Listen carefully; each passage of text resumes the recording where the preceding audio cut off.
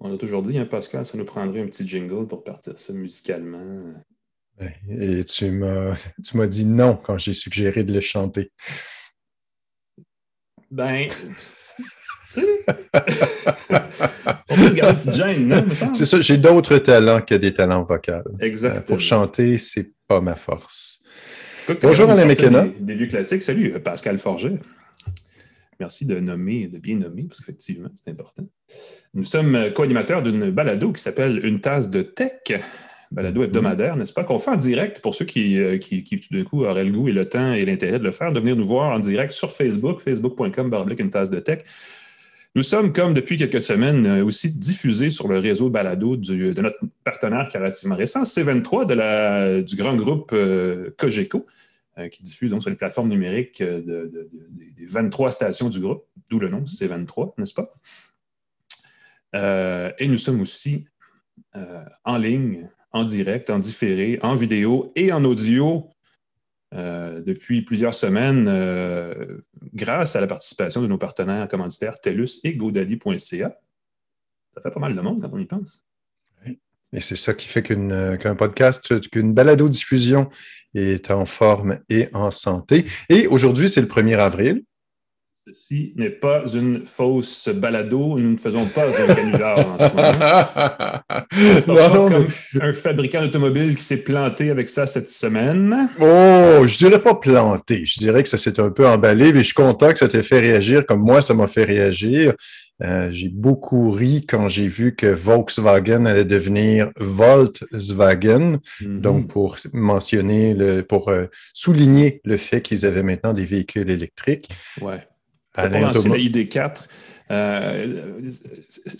Je pense que c'est parce que les médias spécialisés dans l'automobile ont repris ça rapidement, puis ont fait comme un communiqué qui a coulé, qui a eu une fuite dans les médias, puis là, toute affaire. Puis ils n'ont pas réalisé que 2 jours après, c'est le 1er avril. Je pense que Volkswagen s'est fait pincer à vouloir faire un canular, puis là, ils ne l'ont pas fait, ils ont dû s'excuser, mais bon, ça aurait fait rigoler, ça aurait fait jaser. Mais ce que vous retenez de tout ça, c'est que Volkswagen a des voitures électriques qui s'en viennent. Oui, Fait que oui. le coup est réussi d'une certaine façon. C'est très intéressant que ça devienne un joueur supplémentaire. Et dans les Mm-hmm. petites nouvelles, il y a aussi que Apple a annoncé qu'il allait faire sa deuxième de conférence de développeurs WWDC en ligne seulement le 7 juin. Donc, c'est le deuxième événement qu'ils vont faire entièrement en ligne, pandémie oblige. Et il y a Google qui a annulé sa participation au Mobile World Congress le 31 juin qui s'en vient.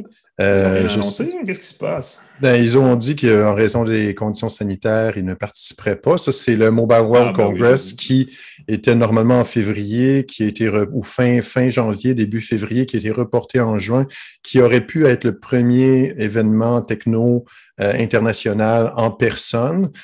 Pour l'instant, ça a toujours lieu, mais avec Sony, Ericsson, Nokia, beaucoup de grands joueurs qui ne Il peut participent pas. manquer Je du pense qu'il monde. reste que Huawei en ce moment comme Mhm. participant au Mobile World Congress à Barcelone. Donc, ça sent un peu le sapin pour le Ça va Mobile être World ouais, Congress. une année. Appelons ça une année de transition pour rester poli, n'est-ce pas? Exactement. Une expression consacrée. Euh, Beaucoup de nouvelles dans l'actualité cette semaine, mon cher ami. Ça a bougé beaucoup. Euh, Entre autres, et je commence par ça, on va parler après l'actualité d'une technologie développée à Montréal par une compagnie qui s'appelle Spark Microsystems, Mhm. qui était semée de l'ETS, l'École de technologie supérieure à Montréal, qui est une combinaison de technologies incluant l'ultra-wideband qui promet de remplacer. En fait, essentiellement, ce serait une version de Bluetooth sur les stéroïdes parce que ça fait à peu Oui. près tout mieux que le Bluetooth. Il reste juste à le faire adopter comme protocole, comme norme ou comme peu importe là, dans l'industrie. Écoute, l'industrie de l'électronique, maintenant, c'est énorme. Là. Ça Oui. va des voitures au grille-pain. Là. Je veux dire, il y a de la Oui. place en masse. On reçoit Et- Frédéric Napki, pardon, qui est le chef, le directeur de la technologie de Spark et qui est aussi professeur à l'ETS. On va parler de ça avec lui tout à l'heure. Mais avant, on fait un petit tour d'horizon de l'actualité de la semaine présenté par InfoBref qui vous offre l'essentiel des nouvelles affaires politiques et techno en 10 minutes par jour sous la forme de 2 infolettres quotidiennes, une le matin, une autre à 16 heures. Voilà qui est dit. C'est gratuit. On peut s'abonner. C'est ça qui Exactement. est vraiment chouette. Exactement. Je vais lancer la machine, mon cher ami, avec une petite nouvelle d'ordre militaro techno l'autre adjectif. Cyber-soldat. Il me manque l'autre adjectif. Pardon. Microsoft s'est entendu avec l'armée américaine, a remporté en fait un appel d'offres pour fournir 120 000 casques de réalité augmentée, ces fameux casques HoloLens. Microsoft parle de réalité mixte. Bon, utilisez le terme que vous voulez. Là, ce sont des verres qu'on porte au visage et qui affichent sur les lentilles en surimpression de ce qu'on voit devant nous, de l'information qui vient d'Internet ou peu importe d'où. C'est une grosse affaire pour Microsoft parce que c'est un contrat qui pourrait valoir 22 milliards de dollars dans un créneau, la réalité augmentée, qui n'est pas encore clairement nettement défini, parce que c'est un marché qui est émergent depuis je ne sais pas combien d'années, mais qui n'est toujours pas émergé. Oui. Évidemment, il y a plein de rumeurs depuis quelques années que Apple, Google, même Niantic, là, qui fait Pokémon Go, pourrait avoir des verres à réalité augmentée grand public en marché au fil des prochains mois. Qualcomm a son propre processeur, on le sait, qui est destiné à cette application-là, mais il commence à y avoir quelque chose dans le monde de la réalité augmentée en entreprise, donc pour les gens qui travaillent et qui ont besoin d'un petit peu plus d'informations. Il y a des applications en théorie très fortes dans plein de domaines, enseignement, médecine, tout ça. Dans l'armée, j'ai hâte de voir les applications, parce que là, pour l'instant, on va fournir les casques au fil des prochaines années. Les applications peuvent être en situation de combat. Les applications peuvent être en situation d'exercice et d'entraînement. Donc, dans la vraie réalité du soldat et dans les situations d'application pour s'améliorer ou devenir un meilleur soldat. Donc, c'est intéressant. C'est un peu épeurant aussi. Ouais, je me laisse voir où vous situez là-dessus. Si c'est utilisé dans l'armée, ça va peut-être se retrouver dans l'industrie plus rapidement. Si c'est éprouvé dans des conditions difficiles, si le casque est utilisé dans l'action, ça va être plus léger. Imagine, au lieu de tirer sur des faux avions ou des cibles qui s'en viennent, les cibles peuvent apparaître dans le casque dans des véritables conditions. Je peux comprendre que ça peut s'économiser énormément en fait, objets qui vont exploser. J'ai hâte de voir parce que Microsoft fait valoir qu'ils sont capables de me déranger en pleine balado, apparemment. De faire réduire les coûts pour justement la formation, ce genre de choses-là en entreprise. Je ne sais pas dans l'armée, ça va donner quoi, mais ça va être à suivre. Définitivement, beaucoup de technologies sont développées dans l'armée et deviennent grand public ensuite. Donc, le potentiel de ça risque d'être assez intéressant. On va suivre ça de plus près. Plus concrètement, Pascal, je ne sais pas si c'est concret, mais en tout cas, ça a l'air vraiment intéressant cette application-là. Une nouvelle application pour les gens qui ont beaucoup de factures et de relevés et qui veulent les numériser et les organiser. C'est bien ça? Quelque chose qui va faciliter peut-être notre temps de l'impôt, de la déclaration de revenus pour l'an prochain. C'est une application de Google qui s'appelle Stack, qui permet de faciliter la numérisation et le classement et l'organisation et le stockage de ces documents. Ça s'appelle Stack, PDF Scanner plus Document Organizer, le petit nom complet. Ce n'est pas encore offert au Canada. J'ai tenté de regarder sur le Play Store. Ce n'est malheureusement pas là. C'est une application qui est une création de son incubateur maison. Ils ont leur propre incubateur de micro-entreprise qui s'appelle Area 120 parce que les employés de Google peuvent consacrer une partie de leur temps à des projets personnels. Donc, c'est un peu ce qu'ils font là-dedans. J'ai bien hâte de voir ce que ça va donner parce que déjà avec les applications de Google, on pouvait numériser très facilement. L'intelligence artificielle enlève les ombres, les plis, améliore les contrastes. Donc, même sur un document un peu plissé, on peut le numériser avec l'application et ça sort comme une véritable feuille de papier. Mais là, ça va encore plus loin et ça permet de détecter avec le contenu dans quelle catégorie les documents vont. Et ça permet évidemment, grâce au stockage dans les nuages, de les retrouver par la suite. Fait que pour envoyer tout ça à son comptable l'an prochain, boum, un clic. Pour les rapports d'impôt, là, c'est la saison. Il reste 3-4 semaines pour livrer son rapport d'impôt. Donc, ça peut, peut-être pas maintenant, mais bientôt devenir utile. Il y a des applications similaires qui ne sont pas nécessairement développées par des grands noms comme Google, mais qui existent déjà. La reconnaissance de caractère, la reconnaissance optique, le fameux OCR en anglais, devrait faire une belle différence s'il est bien appliqué. Ça va être intéressant de voir où ça s'en va. Et pour trouver des documents, j'essaie de faire un beau lien ici. Pour trouver des photos libres de droit, on va souvent sur les sites comme Unsplash. Il y a une transaction qui a été faite dernièrement, Alain. Oui. Ce qui est intéressant de Unsplash, c'est que c'est, dans la mesure où c'est intéressant, c'est que c'est un site qui a été créé à Montréal. Oh! Voilà, voyons donc. Qui héberge, n'est-ce pas, au-dessus de... Écoute, j'ai regardé les chiffres, c'est impressionnant. Je veux dire, 11 millions de photos. Ouais. Un volume important d'images, de photos que les gens, les photographes amateurs ou même des professionnels mettent en ligne sur le site Unsplash et qui sont réutilisables ensuite par des médias numériques ou par n'importe qui, en fait, sans avoir à payer comme on le ferait avec une vraie agence, une vraie banque photo. En fait, c'est pas vrai ce que je viens de dire, avec une banque photo plus traditionnelle, parce que Unsplash, c'est quand même une vraie banque photo aussi. Oui. Mais ils ont une formule sociale qui est très intéressante. Il suffit évidemment de respecter les licences d'utilisation, ce qui est la moindre des choses. Oui. Donc, Unsplash a été racheté par Getty pour une somme non divulguée.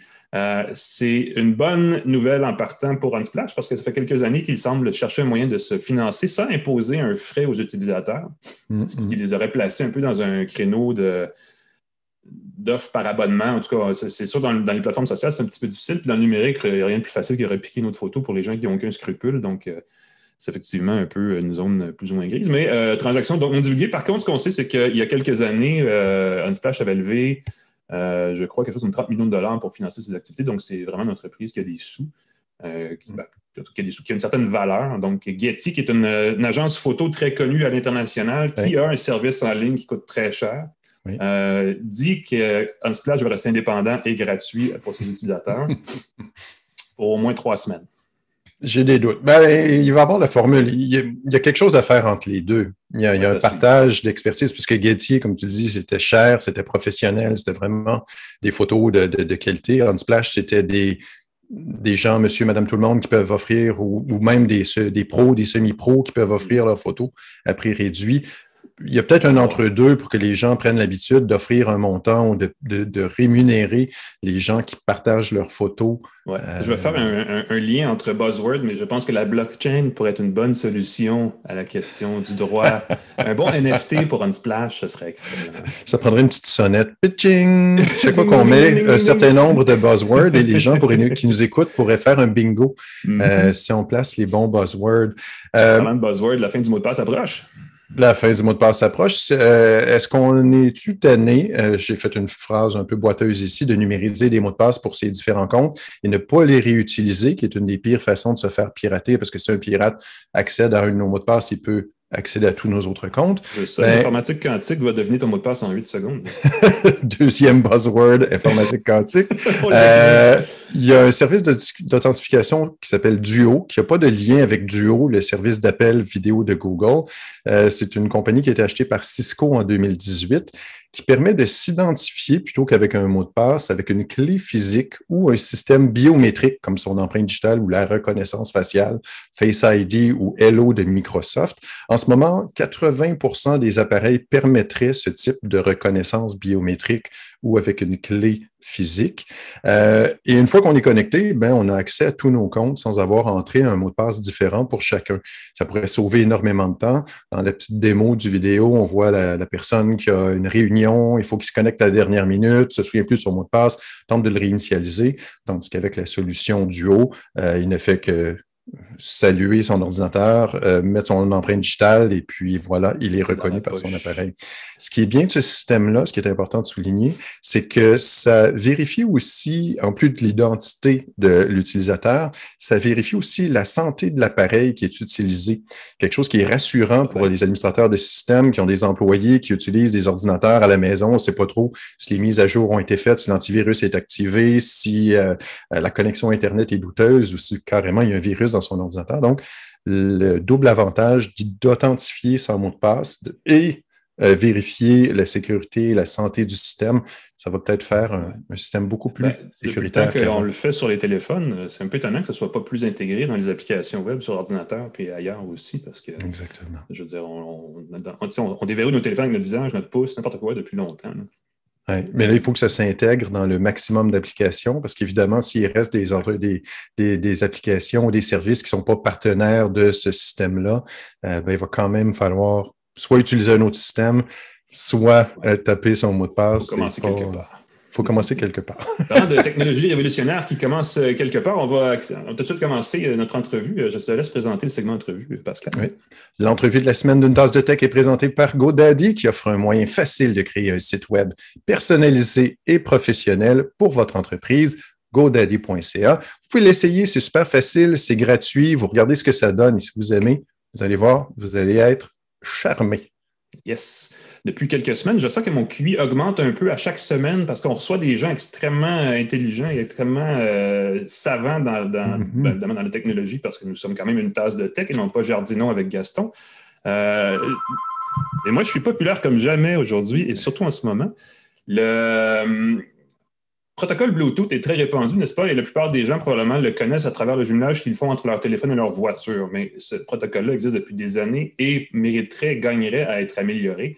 Une compagnie montréalaise qui a une solution bien supérieure au Bluetooth, essaie de percer le marché électronique avec cette solution. Cette compagnie-là s'appelle Spark Microsystems et son cofondateur, Frédéric Nabki, est avec nous, qui est aussi je vais dire au complet, chef directeur de la technologie pour Spark et professeur à l'École de technologie supérieure à Montréal. Monsieur Napki, bonjour. Bonjour, comment allez-vous? Ça va très, très bien. Merci d'être avec nous, très apprécié. Quand on regarde Spark, ce qu'on voit quand on lit sur Spark, quand on s'informe sur la technologie, c'est qu'il y a une petite révolution qui bouillonne chez vous. Qu'est-ce que vous faites exactement? Et effectivement, est-ce une révolution? C'est ça qu'on veut savoir. Effectivement, Spark, c'est une start-up qui émane en fait de l'ETS et du Santec. Et en fait, ce que l'on fait, c'est une puce électronique qui pourrait se retrouver un jour dans vos cellulaires ou dans d'autres dispositifs, où est-ce qu'on tente de pousser les connectivités sans fil à courte portée pour avoir de meilleures performances à plusieurs niveaux. Moins de consommation énergétique. Plusieurs gens savent que Bluetooth, ça entre guillemets, bouffe la batterie. On s'en rend toujours compte, on dirait quand on active notre Bluetooth. On veut aller chercher un délai de communication moins long pour ceux qui ont peut-être déjà regardé la vidéo live avec des Bluetooth. Des fois, on se rend compte que la voix ou les mouvements de la bouche ne sont pas bien synchronisés. On appelle un lag pour... le fameux lag, oui. Mm-hmm. Et aussi, le débit de données de Bluetooth est très, très limité. Puis ça aussi, on tente de le décupler. Puis on le sent aussi maintenant. On voit beaucoup de gens avec des AirPods, par exemple, dans des entrevues comme celle-ci. Puis on sent que leur voix n'est pas aussi claire qu'elle ne pourrait l'être quand ils parlent avec leur AirPod que s'ils parlent dans un micro branché comme ce que j'ai présentement. Et ça, encore, c'est une limitation de Bluetooth. Donc, on sent les limitations de Bluetooth à plein de niveaux. Et c'est quelque chose que notre entreprise tente, par une technologie, je dirais, novatrice, de pallier. Puis on parle de pallier à ça de façon, je dirais, quand même, comme tu l'as mentionné, révolutionnaire, un facteur 20x au niveau de la performance, de la vitesse de communication, la réduction du délai et de la consommation énergétique. C'est fou, ça. C'est la solution miracle à toutes les limites de Bluetooth. Est-ce que c'est une technologie qui est matérielle ou c'est logiciel? Comment vous fonctionnez? Parce que j'ai cru comprendre que c'était basé sur l'ultra-wideband, qui est un autre espèce de protocole sans fil. Où vous vous situez par rapport à tout ça? Nous, en fait, ce que l'on fait, c'est ce qu'on appelle la puce microélectronique. C'est vraiment du matériel. C'est un tout petit carré de 4 mm par 4 mm qu'on met dans n'importe quoi, en fait, où on conçoit à l'intérieur les milliers, les dizaines de milliers de transistors qui nous permettent d'émettre et de recevoir des ondes qu'on appelle, comme tu l'as mentionné, ultra-wideband, à bande ultra large. Mm-hmm. C'est des ondes très différentes des ondes utilisées dans le Wi-Fi, dans le Bluetooth, pour quelques raisons. Premièrement, dans les télécommunications classiques sans fil, et ça, c'est depuis Marconi, c'est 100 plus d'années, on travaille avec ce qu'on appelle des porteuses, où est-ce qu'on choisit un canal, puis on module ce canal-là. Par exemple, on a des stations radio bien connues à Montréal, ils ont leur fameux nom. Bien, le nom, c'est la fréquence de la porteuse indirectement, en mégahertz. Et ça a été, disons, universel en télécom depuis bien longtemps. Par contre, la technologie Spark utilise au lieu de porteuse des impulsions dans le temps. Qu'est-ce qu'une impulsion? Bien, quand on tape des mains, par exemple, on génère un son impulsionnel. Ça a une durée de vie très, très limitée dans le temps. Et on peut faire la même chose, si vous voulez, de façon électromagnétique, puis envoyer ces impulsions dans les airs. L'avantage de faire des impulsions, c'est qu'on se retrouve avec un signal très, très, très rapide, évidemment. En deuxième lieu, il n'y a pas vraiment besoin que le système reste actif entre ces signaux parce que c'est une impulsion. Au lieu d'être une onde continue qui continue sans arrêt son travail, nous, on fait ça par des petites impulsions, ce qui fait qu'entre les impulsions, on peut aller en dormance. Ça veut dire quoi, en fait? Ça veut dire que le système de radio s'éteint entre l'énergie consommée, ouais. Et ça nous permet de sauver de l'énergie, d'avoir moins de délai parce que, comme je l'ai mentionné, cette impulsion est très courte dans le temps. Et étant donné que cette impulsion est très courte dans le temps, bien, on peut envoyer beaucoup d'informations dans un court laps de temps. Et là, ça vient aussi améliorer le débit. Donc, par cette technique de communication que je dirais quand même très peu répandue, disons jusqu'à récemment, bien sûr, avec ce qu'on amène, on est capable d'aller se différencier quand même assez dramatiquement de Bluetooth. Est-ce que l'idée, c'est de remplacer un protocole comme Bluetooth? Ça a l'air de quelque chose qui pourrait plus l'accompagner ou le complémenter sur des applications plus intensives en termes de justement, par exemple, diffuser de la vidéo d'un appareil à un autre, des choses comme ça? Exact. En fait, nous, on peut remplacer Bluetooth, on peut le complémenter, puis on peut aussi aller à des endroits où est-ce que Bluetooth ne peut pas aller. par exemple en réalité virtuelle, en réalité augmentée. Il y a beaucoup de requis pour des systèmes sur la tête, mais on ne veut pas un système gros comme ça avec une batterie de char. Ouch, ben oui, ça ferait pas tirer les coups, ça. Et on veut en fait avoir quelque chose de plus compact, aussi avoir des débits de données quand même assez élevés, puisqu'on veut vraiment communiquer à des données. Là, je sais que toutes les compagnies en parlent ces temps-ci. Il y a des applications que Bluetooth ne peut simplement pas toucher présentement et on utilise un bon vieux fil. Donc, en réalité, cette puce-là n'est pas là pour nécessairement remplacer Bluetooth, c'est peut-être pour remplacer certains fils qui demeurent néanmoins, comme je le remarque, encore des écouteurs filaires, disons-le. Je le vois ici dans l'image. Ce fil-là pourrait être remplacé par cette technologie-là sans que vous remarquiez une différence. Donc, il n'y aura pas de, entre guillemets, prix à payer pour ce genre de technologie-là, ou du moins le prix sera beaucoup moins grand à payer. Quand je parle de prix, je parle au niveau de la performance par rapport à Bluetooth, parce qu'on sent vraiment que quand on utilise Bluetooth, on est en train de payer le prix pour notre désir de sans fil. Il y a moins de dégradation, effectivement. Exact.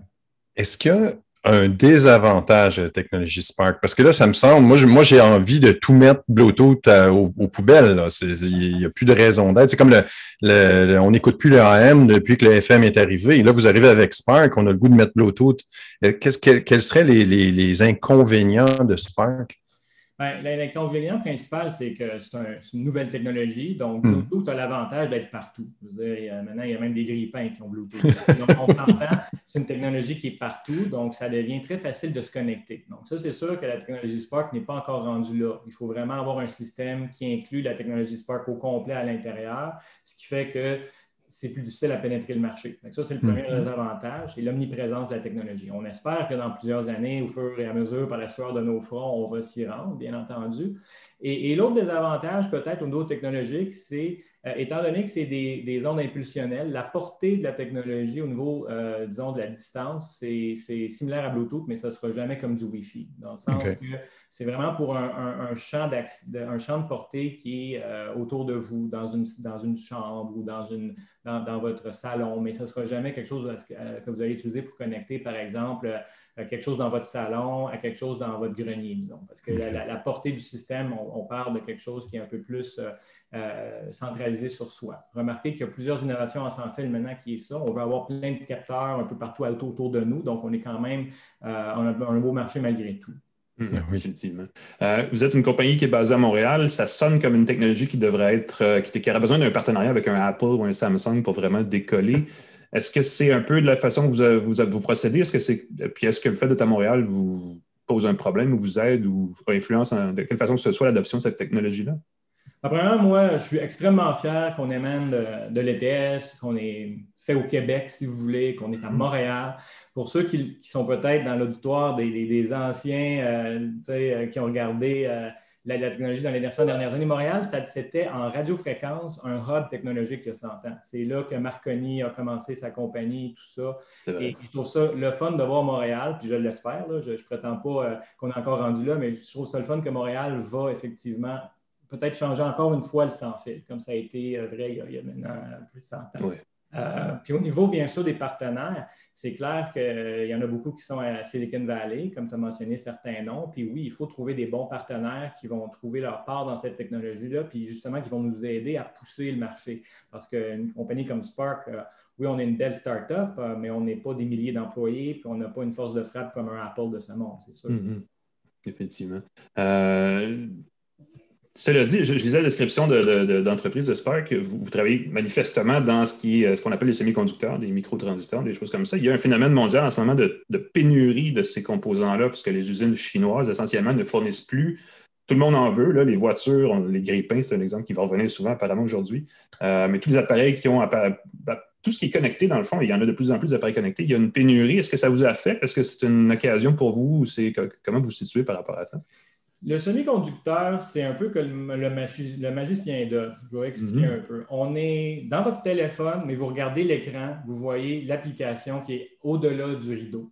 Toute l'électronique en arrière, dans votre voiture, dans votre cellulaire, dans toutes les bidules électroniques que vous utilisez, est bien cachée parce qu'elle fait bien son travail. Le problème, par contre, c'est que tout le manufacturing ou la production de ça, c'est maintenant dans des pays comme Taïwan, vous avez mentionné l'Asie, etc., la Chine, et il n'y en a plus vraiment beaucoup en Amérique. à part peut-être Intel, puis on voit des nouvelles là, qui veulent rehausser leur capacité de production parce qu'ils se rendent compte que c'est dans tout, mais on n'est plus capable d'en produire en Amérique. Puis j'espère que le Canada va faire de même. On n'est peut-être pas encore rendu là. Et cette pénurie, effectivement, affecte tout le monde. Dans notre cas, on a eu de la chance, disons, d'être une plus petite entreprise et d'avoir bien su, disons, jouer notre carte. On n'a pas besoin d'acheter 50 millions d'unités encore, tandis que peut-être qu'un Apple a besoin d'en acheter des dizaines et des dizaines de millions. Pour eux, c'est plus dur. Donc, on a bien joué notre épingle du jeu, mais c'est vraiment unique. Puis j'espère que ça va ouvrir les yeux au gouvernement de dire, OK, c'est beau les AI, c'est beau le software, mais à un moment donné, si le hardware en arrière, on ne contrôle pas la production, on va peut-être se retrouver dans une situation fâcheuse à un moment donné, s'il y a des problèmes avec la politique internationale, ça c'est hors de mon expertise, là, mais ça fait partie de la Je sais que le gouvernement américain l'a lancé il y a quelques semaines un vaste chantier pour voir comment on peut rapprocher la production de ces choses-là du marché nord-américain. Peut-être que le Canada pourrait effectivement en profiter. Il y a des entreprises, des startups à Montréal, il y a Spark, mais il y en a d'autres aussi qui font dans les composants comme ça de semi-conducteurs, d'appareils connectés, là, le fameux IoT, Internet of Objects, des choses comme ça. Bref, il y a définitivement une demande de ce côté-là. Ça ne fait aucun doute. Vous êtes en ce moment en développement. Est-ce que votre technologie peut être essayée, vue, testée ou s'il faut attendre une prochaine génération de produits? Présentement, l'entreprise a lancé sa première génération. Les clients peuvent acheter ce qu'on appelle des kits d'évaluation. On peut aussi livrer des unités là, en grande quantité. Donc, on est vraiment sur le marché, mais ça vient juste. Là, donc, on est là. Mais c'est sûr qu'on commence et ce business-là, ça prend du temps. Comme je l'ai mentionné, le marché est grand, mais il y a aussi tout l'aspect de momentum puis d'aller chercher les bonnes applications au début. Parce que pour un startup, avec une technologie comme ça, dans quoi je la mets au début? Je la mets dans un grille-pain, je la mets dans un headset, je la mets dans un crayon sans fil. On sait aussi que ça existe maintenant. Donc, il y a tellement d'opportunités qu'il faut aussi savoir se focaliser sur la bonne au début pour pouvoir lever rapidement.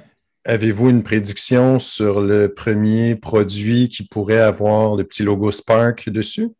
Oui, je pense que ça va être au niveau de tous les équipements pour le gaming sans fil. Les écouteurs pour gamers, les souris pour gamers, les claviers pour gamers, ils sont tous filés en général parce qu'ils ne veulent pas vivre avec comme c'est une question de micro, de millisecondes dans leur cas, oui, c'est vrai. Exact. Donc ça, on a quand même des gens qui travaillent là-dessus, des clients, je devrais plutôt dire, qui travaillent là-dessus. Puis aussi, je pense, dans un futur un peu plus lointain, ça va être la réalité augmentée, puis tous les systèmes qui doivent être montés.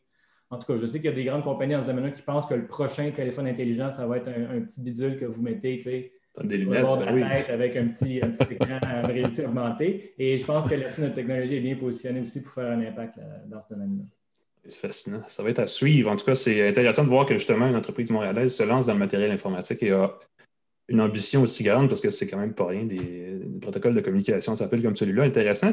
Frédéric Nabki, cofondateur et directeur de technologie de Spark Microsystems, également professeur à l'ATS. Merci d'avoir été avec nous. C'était vraiment extrêmement intéressant. Ça fait grand plaisir. Merci à vous. Et bonne chance pour la suite. En tout cas, dès que vous avez un contrôleur de jeux vidéo, moi, je vais l'essayer. Ah, OK. Et nous courons. Des écouteurs. Moi, je fais des écouteurs avec Spark. On se fait une liste d'épicerie. Merci beaucoup. À la prochaine. Merci. Quelle technologie fascinante et québécoise. Écoute, on dit qu'on est des patenteux au Québec, mais je veux dire, on le dit un peu de façon les patenteux, mais c'est ingénieux qu'il faudrait dire. Ingénieur, premièrement, et virgule, deuxièmement. C'est ça. On n'est pas dans le bricolage, là, on est dans une révolution de la connexion. Et je vois vraiment pas les inconvénients. Moi, je pense que Bluetooth doit devenir le AM. Pour répéter mon analogie, je pense que ça va devenir le AM de la transmission à courte distance. Ça pourrait. Ça m'a fait penser aux produits dont tu vas nous parler dans les prochains segments parce que c'est un peu ça, c'est une combinaison Bluetooth Wi-Fi qui nous fait réfléchir. Juste avant, n'oubliez pas qu'une tasse de tech peut être visionnée en direct, comme on l'est en ce moment sur notre page Facebook. Je comprends l'ironie de le dire, nous sommes en direct, même si vous ne nous écoutez pas en direct, c'est comme un peu si on l'était. Vous pouvez aussi aller consulter toutes nos émissions sous forme de vidéo sur notre chaîne YouTube et sous forme audio sur les plateformes de balado de votre choix, Apple, Google, Spotify, Pocket Cast. Je les oublie toutes, mais on a une douzaine. Je suis pas mal certain que si vous en avez une, on est là. Cherchez-la, une tasse de tech. On est là depuis, écoute, c'est notre 5e saison et demie, là, donc on a du stock en masse. Et si vous voulez bien faire, vous trouvez une balado d'une tasse de tech et vous le faites jouer sur votre enceinte portative Roam de la marque Sonos, puisqu'elle vient d'être mise en marché pour un petit peu plus de 200 $. Pascal, tu l'as? J'en ai une aussi. Ah, t'as la blanche, mon chanceux. T'as la noire, voilà. Moi, j'ai la noire. Je vais te laisser en parler. Je vais juste dire une chose à ce sujet, puis je te laisse partir. Le bouton off, là, il est où? Parce que exactement. Il est vraiment difficile à utiliser. Il est où, mais la rouette, elle ne veut pas s'éteindre. Mais sinon, beau produit. Let's go. Excellent. C'est ça. C'est très drôle parce que tu as eu la même surprise que moi en l'utilisant. La Sonos Roam, c'est le dernier bébé, je dirais le petit nouveau de Sonos. Et c'est ma première surprise. Il est très petit. Est-ce que quand tu as reçu la boîte, moi, j'ai été surpris de voir que c'était si petit. C'est à peine plus gros qu'une canette de boisson gazeuse. Je m'attendais à quelque chose. Oui, ils ont fait l'erreur de nous investir dans une boîte qui était énormément, inutilement grosse. Là. Il y avait beaucoup d'espace vide et de cartons ondulés inutiles. Exactement. C'est aussi très léger. Exact. Surtout moins de c'était très portatif. Ils avaient déjà la Move, qui était une enceinte un peu plus grosse, je crois. La Move était costaude, était presque 4 livres, quelque chose comme ça. C'était une grosse boîte. Et là, le Move est tout petit. Il y a 10 heures d'autonomie seulement, donc il y a une pile intégrée dedans. Je croyais sincèrement que la pile avait été livrée à part, tellement l'appareil était léger. Je me dis, non, la pile ne doit pas être là. Comparativement au Move, c'est un poids plume. J'étais agréablement surpris par le son pour un petit appareil de cette taille-là qui s'utilise autant à l'horizontale qu'à la verticale. Excellente remarque, effectivement. Je trouvais ça très correct. Je veux dire, je l'ai essayé dans un chalet où j'étais allé essayer de faire du ski malgré qu'il n'y avait plus de neige, que là, il y a rien tombe en ce moment. Mais, et le son, sans aucun réglage, n'était pas mauvais du tout. Des bonnes basses, des basses étonnamment puissantes pour un appareil de cette taille-là. Je ne dirais pas que c'est de la haute fidélité, mais c'est un son tout à fait correct pour de la musique actuelle, disons-le comme ça. Pour un appareil de cette taille-là, il faut s'attendre à des compromis par rapport aux appareils plus costauds et plus lourds de Sonos. Donc, les basses sont un petit peu moins costaudes et le volume, surtout, j'ai trouvé qu'il était moins élevé. Normalement, j'utilise mes appareils Sonos à peu près 5% du volume, moins de 10%. Avec le Roam, j'étais à 25% et l'appareil était devant moi. Donc, l'espèce de belle image que j'ai, c'est que c'est plus pour un espace personnel ou un petit groupe de personnes que pour, mettons, mettre de la musique dans toute une pièce. Si on veut dans toute une pièce, ou on veut peut-être le Roam, si on veut simplement son bureau, son espace. Moi, je le trouve parfait. Je le place entre mon moniteur et mon clavier et c'est parfait pour diffuser de la musique devant moi. Il n'est pas stéréo. On peut en associer deux ensemble pour créer une paire stéréo en Wi-Fi seulement, parce que c'est l'avantage du Roam. Ce n'est pas un haut-parleur Bluetooth conventionnel. On peut en trouver à 50 $, on peut en trouver à 40 $. C'est un haut-parleur qui est à la fois Wi-Fi et Bluetooth. Donc, à la maison, on peut l'utiliser où on veut, dans son champ Wi-Fi. On peut jouer le téléphone ou l'insérer à notre écosystème Sonos. Et là, on passe on peut l'insérer. C'est ça. Donc, on n'a pas de coupure quand on parle au téléphone. On n'a pas besoin de le pairer, de l'associer. Une fois que c'est fait, c'est en Wi-Fi, ça fonctionne bien, mais on peut aussi l'utiliser si on est sur une table de pique-nique avec son téléphone par Bluetooth. J'ai trouvé très chouette l'emballage qui est en... Je vais m'étirer ici. Il est en carton oui, la brun. boîte, c'est vrai, c'est un carton réutilisé ou réutilisable, je ne sais pas. Très, très, très petit détail écolo. Et c'est aussi un assistant Google en mode Wi-Fi, évidemment. Ou Alexa. Donc, du moment qu'on est à la maison en Wi-Fi, on peut l'utiliser comme assistant personnel, demander de la musique, demander la météo, ainsi de suite. Et évidemment, ça ne fonctionne pas quand on est en Bluetooth. Allons-y avec les inconvénients. Moi, j'aime beaucoup le concept. Évidemment, ce n'est pas pour tout le monde. Il est 229 $. Oui, exact. Donc, c'est le prix du Sonos One. Qui est plus costaud, qui est plus beau. C'est ça qui est bien comme haut-parleur de bibliothèque. Si on veut le mettre sur dans sa maison fixe, on a un truc plus costaud pour le même prix. On peut même acheter des appareils IKEA compatibles avec Sonos qui sont encore moins chers. Évidemment, petit compromis au niveau de la qualité sonore, mais pour une petite pièce, sa salle de bain, et ainsi de suite, c'est pas un gros problème. Il n'y a pas de prise 1.8 ou c'est pas non plus un haut-parleur qui se branche à son ordinateur avec le port USB-C. Et j'aurais tellement aimé pouvoir utiliser ce petit appareil-là comme haut-parleur pour mon ordinateur USB-C. Donc, pas de délai, pas de « et » ça garde l'appareil en charge constamment. on le débranche et on part avec, on peut l'amener. Mais le fait que ce soit pas... Si tu me permets, tu parles de charge, excuse-moi, juste rapidement, parce que je l'ai dans les mains, puis j'y pense. On peut le charger par le protocole Qi, donc avec un pavé sans fil. Sonos vend en accessoire, malheureusement, le pavé qui fait exactement la forme de sa base, là, si on le met à la verticale. J'aurais aimé ça pour le prix, que ce soit inclus, parce qu'il me semble que ça aurait été la moindre des choses. Surtout que comme c'est un protocole universel, le protocole Qi, il existe tu en as un, j'en ai un ici dans le bureau aussi, des affaires qui coûtent 10 $ puis qui font la job, hein, n'est-ce pas? Pour charger sans avoir à le brancher physiquement, juste à le déposer sur la plaquette de recharge et ça part. Ça aurait été pratique parce qu'il est toujours en décharge. Comme l'éteindre, c'est un peu compliqué pour rien. On le laisse comme ça, puis à mesure qu'il est en veille, la batterie se décharge. Puis quand on en a besoin, il y a moins de batterie qu'on aurait souhaité. Donc, ça aurait été une façon simple d'éliminer ce détail-là, qui est quand même un défaut à longue un peu irritant. Là. C'est ça, il faut penser à l'éteindre quand on ne l'utilise pas, quand on est en déplacement, parce qu'il va se décharger pendant qu'on se rend au chalet. Pendant on arrive, si on veut l'utiliser le lendemain, la pile risque d'être morte. Alors qu'avec un chargeur sans fil, en le posant dessus, seulement à la verticale, donc on le pose debout à la verticale sur un chargeur sans fil. Moi, j'aime l'écouter à l'horizontale. Personnellement, je trouve que ça sonne un petit peu mieux. Il y a aussi le protocole NFC pour le jumeler avec un téléphone, mais c'est juste ça. Ce serait le fun qu'il optimise ce protocole-là pour faire autre chose que juste faire... Moi, je n'ai pas réussi avec le NFC à le connecter à un téléphone. J'ai trouvé ça embêtant. Est-ce que tu l'as fait avec un iPhone? Ça a fonctionné. J'ai fonctionné avec le téléphone, le OnePlus 9, dont on va parler dans la prochaine, dans 2-3 minutes. J'approchais. Ça a bien fonctionné, mais il faut être très, très près parce qu'il y a vraiment une notion de proximité extrêmement sensible. Et aussi, ça permet, et ça, je ne l'ai pas essayé parce que je n'étais pas dans ce contexte-là, mais ça permet, je crois, de transférer la musique de ce Sonos-là à un autre appareil Sonos connecté sans avoir à bidouiller. Autrement, quand on appuie sur le bouton play de lecture musicale, dans le fond, qui transfère automatiquement la musique à une autre enceinte Sonos plus costaude et plus performante aussi.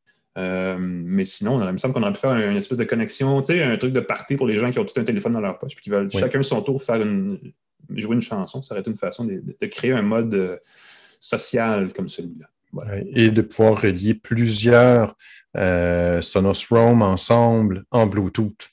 Oui, en Bluetooth. Ça aurait été festif. Plusieurs personnes arrivent avec leur Roam, on sonorise une pièce au complet. À la fin de la journée, tout le monde repart. Exact. Le fait que ce soit mono et pas possible de les jumeler en Bluetooth. Donc, histoire courte, Pascal, conclusion choc, est-ce qu'on l'achète?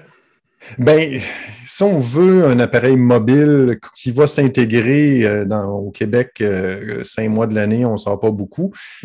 Si on veut l'intégrer à son système l'hiver, on veut l'écouter à la maison et l'amener de temps en temps à l'extérieur. Sinon, ben, on peut s'acheter un One et puis un haut-parleur Bluetooth moins coûteux.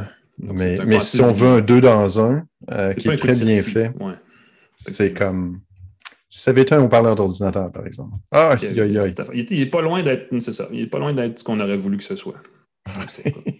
Il a aussi offrir la recharge de ton téléphone à travers son port USB. Tu branches ton téléphone puis il se recharge tout en lisant de la musique. Mais il n'y a pas assez de batterie pour le faire, donc voilà. C'est ça. Merci Pascal. Parlant de téléphone qu'on branche à des places pour charger, parce que c'est nécessaire, j'étais un peu déçu par ça. On en a parlé la semaine dernière. OnePlus a présenté le OnePlus 9 et le OnePlus 9 Pro. Ça fait quoi, 2 semaines? Là? Je dis une semaine, ça fait quand même quelques jours. En tout cas, on va dire 2 semaines juste pour être sympathique. J'ai reçu les deux. Je pense que tu les as toi aussi, Pascal. Je les ai aussi. Et j'ai pu prendre quelques photos. La particularité de ces nouveaux appareils-là, en fait, il y a 2 choses à retenir très brièvement, très rapidement, si vous voulez vraiment garder ça efficace. La première chose, c'est que dans les 2 cas, on a revu et on a repositionné la caméra dans le coin en haut à gauche ou à droite, si vous tournez l'appareil à l'envers. Il y a une troisième lentille, un troisième objectif qui s'ajoute sur la version 9 Pro par opposition à... En fait, ça fait 4 objectifs au total, mais il y en a vraiment 3 qui sont utilisables. Il y en a un qui est comme de très faible résolution de monochrome, juste pour certaines applications très spécifiques. Mais ça fait une caméra qui peut facilement, à mon avis, devenir une référence dans les téléphones Android, là, comme une des caméras, un des appareils... je vais reprendre ça parce qu'il y a beaucoup de mots dans ma phrase. Le téléphone Android a la meilleure caméra en ce moment, c'est probablement le 9 Pro de OnePlus. Pas super loin de ce que fait Samsung avec son Galaxy S21, mais ce sont vraiment 2 approches différentes parce que Galaxy a toujours une certaine habitude d'exagérer les couleurs, de sursaturer ses photos, puis de faire des choses comme ça. Dans le cas de OnePlus, on a fait affaire avec Hasselblad pour les objectifs et Sony pour le capteur, des marques très reconnues dans ce créneau-là, dans leur créneau respectif. Ça donne un objectif, ça donne un appareil photo extrêmement fidèle à la réalité, donc des couleurs très fidèles, beaucoup de détails, mais au résultat un peu fade parce que justement, on ne triche pas. Et je ne veux pas être pessimiste, mais la vie n'est pas aussi colorée que dans un post Instagram. C'est ça le problème. Ouais. Il y a beaucoup de fabricants comme Samsung, je veux dire, qui trichent un peu en boostant, comme on dit en bon français, les couleurs. OnePlus ne fait pas ça. Donc, la différence entre le 9 et le 9 Pro, c'est que le 9 Pro a un téléobjectif de 3,3x, donc qui fait un zoom de 3,3, qui est correct, qui est meilleur que le zoom 2x du 8 Pro, par exemple. Le 9 de base a un téléobjectif 2x, donc c'est un peu la grosse différence. 3.3x, c'est correct, mais c'est pas, je veux dire, on va pas s'énerver tant que ça avec ça. On sait qu'il est possible d'avoir de l'optique 10x sur certains appareils, justement de Samsung et d'autres. On s'était dit, écoute, s'ils avaient vendu ce téléphone-là à 700, 800 $, ça aurait été pas si pire, mais l'autre problème avec ces appareils-là, et la deuxième chose à retenir après la caméra, c'est le prix. Le 9 de base est 1 000 $, le 9 Pro, qui est l'appareil le plus séduisant des deux, est 1 500 $, alors que OnePlus nous avait habitué à des téléphones haut de gamme, la moitié du prix d'un Samsung ou d'un Apple. Donc, on a vraiment monté les prix et c'est un petit peu un bémol. Cela dit, OnePlus vend le 8 Pro qui se vendait 1 550 $ jusqu'à il y a 3 semaines, le vend maintenant à 950 $ et ça reste un excellent choix. Il y a une bonne mécanique, c'est un téléphone avec une antenne 5G. Il n'y a peut-être pas le dernier processeur Qualcomm, contrairement au 9 Pro et au 9, mais quand même, fait la job. Donc, on a une gamme, et c'est un peu la stratégie d'Apple à une autre époque, là, de récupérer le vieux stock pour en faire un catalogue un peu plus élargi. Donc, c'est intéressant de ce côté-là, mais le prix, effectivement, est définitivement un frein. Je parlais du processeur. C'est un processeur 188 de Qualcomm. C'est une machine, c'est une brute, c'est une bête, c'est puissant, c'est performant. Il y a la 5G qui rentre au poste, la meilleure antenne 5G probablement sur le marché. Donc, de ce côté-là, il n'y a pas de problème. Évidemment, c'est un téléphone très grand format, très vertical, avec un écran de 6,5 ou 6,7 pouces. Il n'y a pas de problème de ce côté-là. Vous allez faire de la vidéo 8K avec ce téléphone-là et vous allez vous demander pourquoi. Et c'est une bonne question parce que c'est vraiment trop de pixels pour rien, mais il y a possibilité de le faire. Et l'autre détail, en fait, il y a deux choses. OnePlus est reconnu pour son chargeur sans fil rapide. On a un chargeur là, de 50 watts avec le protocole Qi qui permet de récupérer un très grand pourcentage d'autonomie en genre 10 minutes. Donc, c'est vraiment une belle façon. Et c'est important parce que si vous utilisez les réglages en mode maximum, là, l'affichage, la résolution, le rafraîchissement de l'écran, tout ça, la batterie de cet appareil-là ne dure pas très longtemps. Moi, j'ai été déçu. Je me permets de dire que moi, je n'ai pas été déçu. J'ai trouvé que c'était correct et je me suis rendu compte que j'ai eu une panne d'électricité chez moi cette semaine et après 4 heures, je trouvais que ça avait à peine bougé. Encore une fois, je n'ai pas fait de gaming, je n'ai pas fait de trucs très intenses, mais navigation sur le web en cellulaire, la pile est quand même 4500 mAh. C'est ça l'affaire, c'est que c'est une grosse batterie. On aurait pu s'attendre à mieux. Là, on est comme dans la moyenne. Vu les positions, tu sais, c'est 4500 mAh. Moi, je me serais attendu à quelque chose de vraiment là, une coche au-dessus, une journée et demie facile, mais je suis arrivé à la fin de la journée, puis probablement que j'alternais entre l'antenne 5G et 4G. C'est peut-être que ça donne du jus. Il y a quelque chose. L'antenne 5G. Là, et il y a possibilité de réduire, parce qu'il y a des modes d'économie d'énergie pré-réglés où on peut réduire la qualité, le rafraîchissement, pas besoin d'être 120 Hz, des choses comme ça, où on gagne un peu d'autonomie. Et là, on a peut-être une quinzaine d'heures d'utilisation d'autonomie par charge, ce qui est correct. Et l'autre détail qui est une nouveauté pour les téléphones OnePlus, et pourtant, ce téléphone-là, les deux, en fait, le 9 et le 9 Pro, sont certifiés, sont conformes à la norme IP68, la norme d'étanchéité qui permet de l'échapper dans son verre d'eau. Et si vous faites ça, sérieusement, le problème, c'est ni le téléphone ni le verre d'eau, mais ça peut arriver. Et au sable ou la neige ou n'importe quelle espèce de combinaison de ces trois affaires-là. Donc, c'est la première fois que OnePlus certifie un appareil. Ça ne veut pas dire que les autres avant n'étaient pas résistants, mais il y avait des sous à certifier. C'est ça. Il annonçait l'étanchéité. Il avait fait d'ailleurs un test justement en le mettant dans un verre d'eau en disant, regardez, il est résistant à l'eau, on ne payera pas pour les certifications. Voilà. En même temps, on se dit, est-ce qu'on veut vraiment, c'est vraiment si coûteux que ça? Une grosse nouveauté. Pour l'instant, l'appareil est en précommande. J'ai hâte de voir les forfaits proposés par les fournisseurs, puis s'il y en a, parce que OnePlus n'est pas toujours par défaut dans le catalogue des fournisseurs canadiens. Mais à 1 000 $, 1 500 $, il faut vraiment que vous ayez besoin d'un téléphone. L'affaire, c'est qu'il va probablement être assez durable pour justifier son prix, parce que tous les téléphones maintenant valent au moins 1 000 $ dans ce genre de dans ce créneau, appelons-le le marché haut de gamme, si on veut, des téléphones 5G. Mais je serais tenté de vous dire le 8 Pro, là, si vous faites un OnePlus en ce moment, le 8 Pro, premièrement, vous l'avez demain matin si vous l'achetez parce qu'il est déjà disponible, oui. Puis au prix révisé où il est. Tu te dis, si celui-là, après 6 mois, vaut 600 $ de moins, le 9 Pro, dans 6 mois, va être vendu 600 $ de moins aussi. Exactement. Attendre un peu. Et OnePlus, depuis quelques années, lance des téléphones aux 6 mois. Ben, ils vont donc, le 9, le 8, le 8T, le 7, le 7T. Moi, mon pari, ma théorie là-dessus, c'est qu'ils ont hâte de se rendre au OnePlus X. Comme l'iPhone X à une autre époque, qui était toute une affaire. Puis on savait plus fallait dire X ou 10, donc 10, parce que c'est un chiffre romain.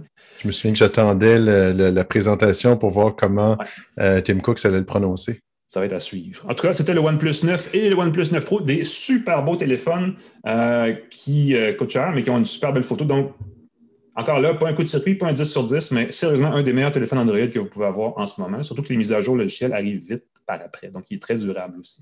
Un troisième joueur intéressant dans le monde après Samsung, Apple.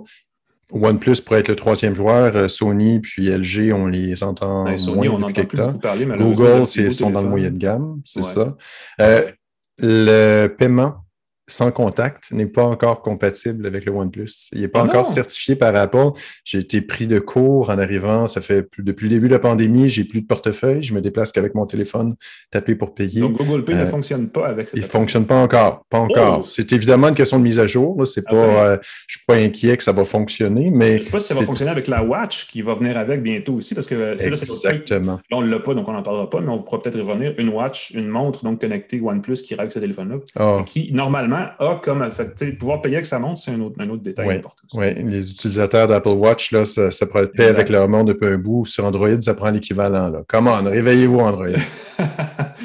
Ça va être à suivre. Je pense que dans la mobilité, Google a du travail à faire pour les montres et les appareils connectés aussi, très large, définitivement. Mais ça, ce sera un sujet pour une autre semaine, mon cher ami, parce que c'est déjà la fin d'une tasse de tech de cette semaine. La semaine prochaine, on reçoit le concepteur d'une application qui espère relancer l'achat local dans les régions au Québec. Milo, je ne sais pas si c'est à la française ou à l'anglaise. C'est un système, en fait, c'est comme imaginez un Groupon, donc un site d'achat de groupe pour des rabais, mais qui n'est pas de groupe et qui offre des rabais à l'achat local seulement. Donc, il y a une notion, et les commerçants, semble-t-il, sont très contents d'utiliser ça parce que ça permet de faire plus de ventes facilement. C'est de l'achat local, donc il y a une notion très intéressante là aussi. L'entreprise, l'année passée, a eu de la misère parce que la pandémie égale pas de tourisme, donc pas vraiment d'achat local. En tout cas, c'était plus compliqué. Mais là, ils relancent leurs produits. Ils espèrent devenir un joueur important dans l'achat local par mobile. Je ne sais pas comment le dire exactement. On en parle de ça de toute façon la semaine prochaine. Entre-temps, Pascal, on visite ton site, pascalfarget.com. Un excellent site, pascalfarget.com. Alain, toi, on peut te suivre un peu partout sur les médias sociaux. Ouais, venez faire un tour sur infobref.com, vous allez voir ce qui se passe de bon au quotidien. Sinon, écoutez, allez voir nos anciens épisodes sur YouTube, youtube.com/. Une tasse de tech. Qu'est-ce qui manque? Je me manquais une syllabe? Non, j'étais correct. youtube.com/une tasse de tech. Il y a plein d'épisodes. Hein? C'est fou de reculer dans le temps et de voir les entreprises qu'on a rencontrées. 5 saisons de 20 à d'une vingtaine d'épisodes, ça fait du stock. Là. Puis on en a vu. Et les invités sont généralement, et pour ne pas dire tout le temps, des gens d'ici qui font dans l'innovation et la technologie. Donc, il y a de quoi s'informer. C'est pas brûlant d'actualité tout le temps, donc ça vieillit très bien. À part des fois mon micro qui, dans le passé, a connu ses ratés. Ça sont juste l'autre problème. Sinon, manquez pas ça. Entre-temps, vous souhaite une bonne fin de semaine de Pâques. Congé de Pâques pour bien des gens à partir de vendredi jusqu'à lundi. Profitez-en. Normalement, je vous dirais c'est le début du printemps, mais là, je ne sais pas, les neiges. Je ne sais pas quoi vous dire par rapport à ça. C'est de la fausse neige, on est le 1er avril. Et nos commanditaires, TELUS, GoDaddy.ca. Ouais. C23, Info Bref. Merci Alain McKenna. C'est formidable. On se revoit tout le monde et on se réentend la semaine prochaine. Salut tout le monde.